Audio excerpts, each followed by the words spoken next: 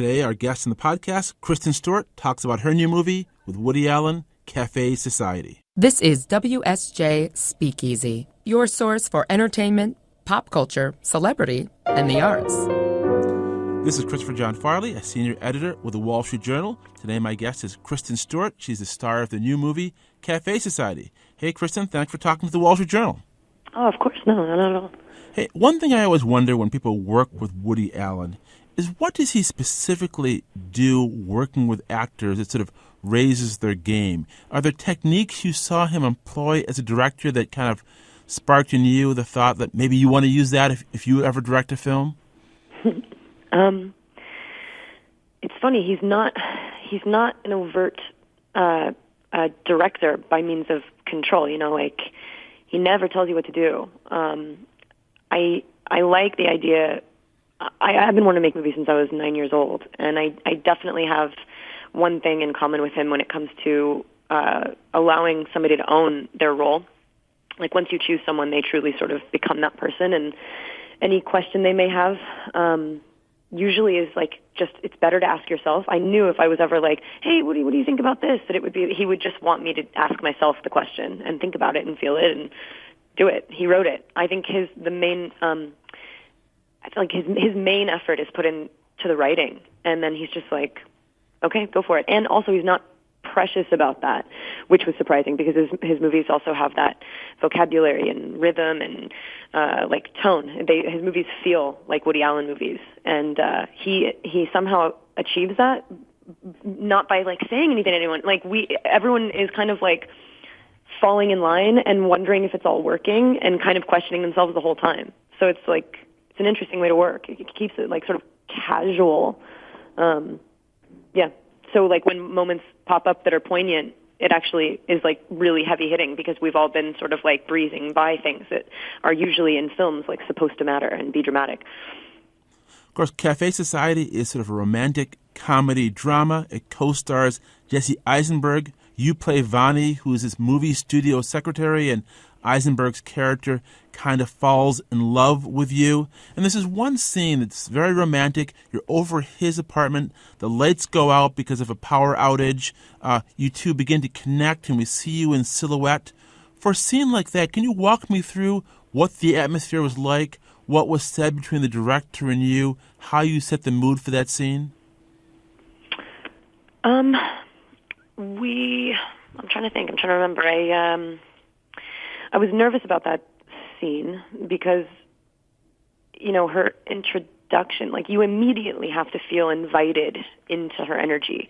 The only way the story really works and like that these characters don't fall into these like sort of holes of and like these voids of like regret and like, you know, overanalysis is because she doesn't really allow for that. It's immediately just like fresh-faced, hello, have a good time. If you're not, honestly, like, then look at something else. There was just something, like, captivating about her in the script, and I have a slightly heavier energy than that. Like, I think more than her, I guess. And she's very intuitive and kind of confident, and I don't know. It was kind of how you approach anything. I was just trying to, like, service that, and the light was quite hot.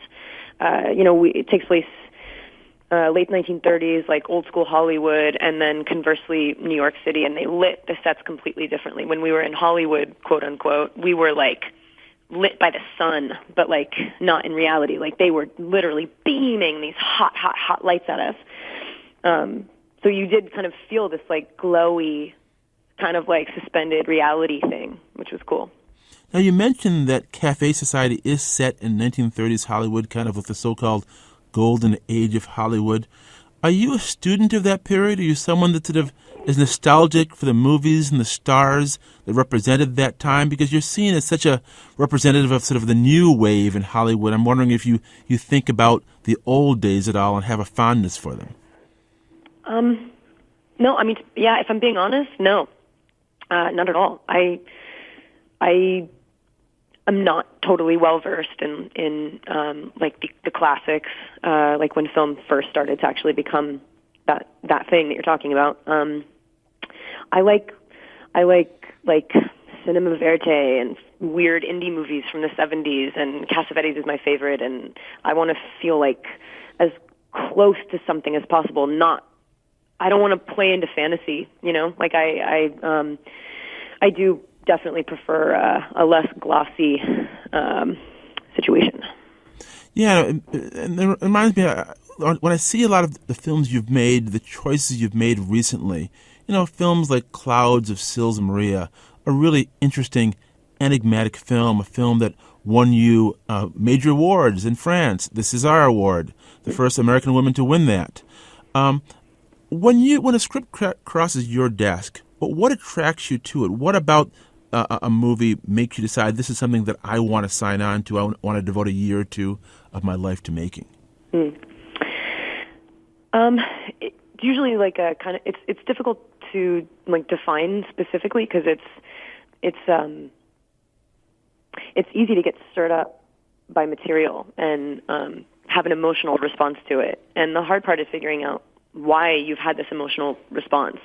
So anytime I put a script down and I haven't gotten what I wanted out of it, and I can't stop thinking about it, and I feel as though there's just a reason that I should be exploring that, and like the read wasn't enough. I know it's like if it irks me, like if it just gets in there, there's really no way to like say I like good movies. I like movies that seem real. I like movies that are whole, movies that aren't like just trying to like.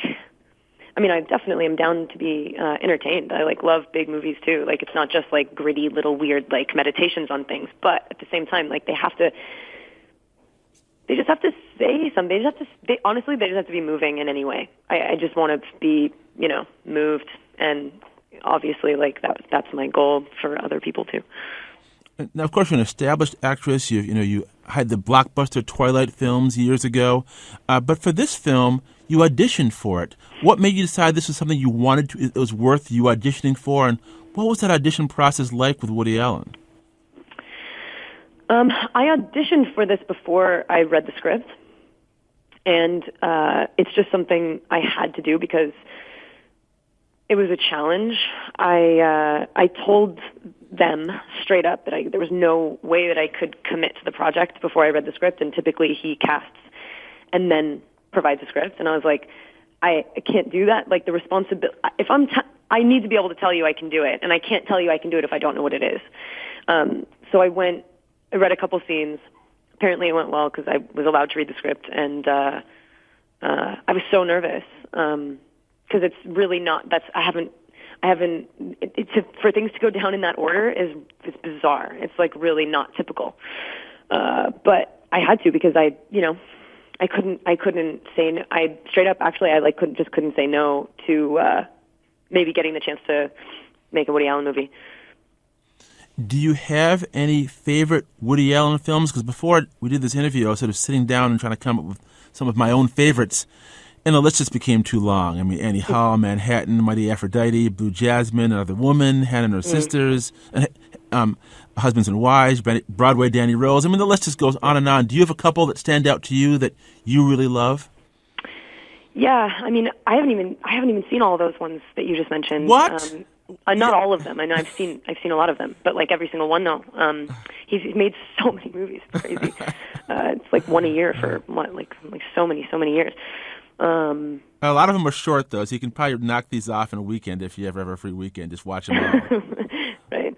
I really, really, really, really love Annie Hall. I know it sounds like just kind of the most obvious answer, but it's fantastic. It's so good. I watch it on planes when I've seen everything else.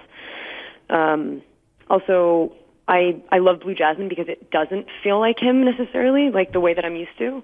I just thought that she was so staggeringly, crazily good in that movie. Like, it's impressive to see like how varied his stuff can be, even though he has that particular Woody Allen thing that you can feel.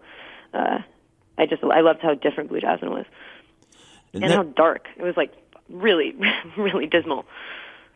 Now, you've gotten a lot of attention recently. I think you were even trending for this comments you made about James Bond, how you would like to play a female James Bond. And can you tell me a bit about that? I mean, because there's been a lot of talk recently about remaking male characters with female cast. I mean, Ghostbusters is opening soon with an old female Ghostbusters crew. Do you think you'd like to see more of that? And could you actually see yourself playing James Bond? Yeah, I mean, we were like doing a silly interview, and they were asking Nick about James Bond, and I was like, I'd do it. And then actually, it actually is kind of a cool idea. But yeah, of course, I love the idea that if in anything that's like this old, like we've been making movies for a long time, it's going to take a long time for things to, fully step out of like, or for things to fully equalize, for things to balance and like completely level out. So like, damn right, I would love to play James Bond. Yeah, I mean that's like only positive for women. I just hate the women conversation because it's immediately alienating. And I'm like, oh, I'm just a person. Blah. You know what I mean? It's kind of like, but at the same time, it behooves me to have the conversation, and I completely acknowledge its worth. But it's like, oh God, the girl combo. You know what I mean? It's like I'm just trying. You know what? Everyone's just trying to make the art, dude. It'd be awesome if that wasn't something that needed to be focused on, but it totally does, and I see that. But it's a bum. Well, the movie is Cafe Society. The star is Kristen Stewart. Kristen, thanks a lot for talking to the Wall Street Journal. Oh, no, man, thanks for having me. Great. WSJ Podcasts. Listen ambitiously.